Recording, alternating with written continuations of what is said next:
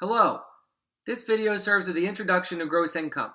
When a taxpayer is calculating the amount of tax due or tax owed through a refund, the starting point is to consider what exactly is the amount of gross income the taxpayer will have. Gross income is determined under Code Section 61 of the Internal Revenue Code. Code Section 61 says that gross income includes all income from whatever source derived. Then Congress provides a list of various items as examples for gross income, but that list is not all-inclusive. We get our definition from gross income in the 16th Amendment, which Congress enacted in 1913. The 16th Amendment reads, Congress shall have the power to lay and collect taxes on incomes from whatever source derived. That same language, from whatever source derived, has consistently been used by Congress through the Internal Revenue Code in terms of income. The idea is that Congress wanted to take a broad approach to income. So that way Congress would not have to think about all the different types of income out there. Back in 1913, we didn't have computers or other sophisticated technology. It's hard to think about all the different types of income that were possibly out there. Trying to figure out what exactly gross income is, it helps to look at economic and accounting incomes. Economic income considers all accretions to wealth. It even considers unrealized gains or losses with respect to property. In addition, it also includes imputed income. Let's say you mow your own lawn. That's considered imputed income in the sense that you don't have to actually pay someone to mow your lawn for you. It's foregone income, if you will, the value of that.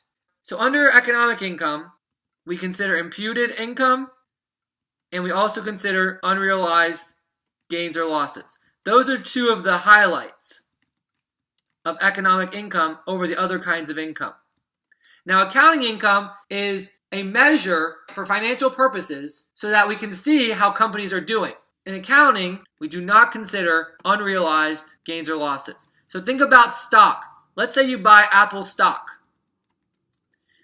If you buy stock on January 1st for $200 and it's worth $250 on January 31st, that $50 increase in the value of the stock under economic, that would be considered an unrealized gain or loss, and you'd have to account for that.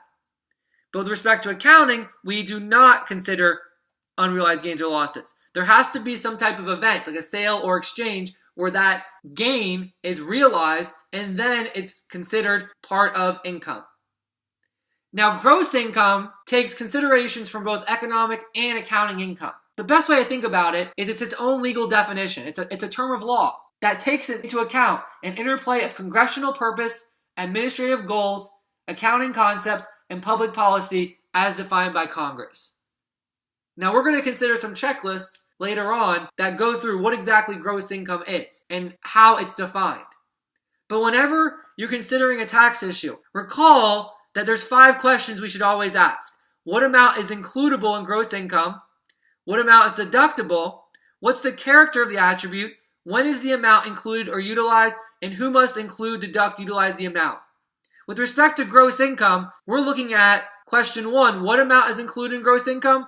When is the gross income included, if there is any? And then who has to include it? We're just looking at those 3 issues with respect to this topic. So in the next few videos, we'll consider how exactly we define gross income, as well as when there's gross income and who has to include that gross income.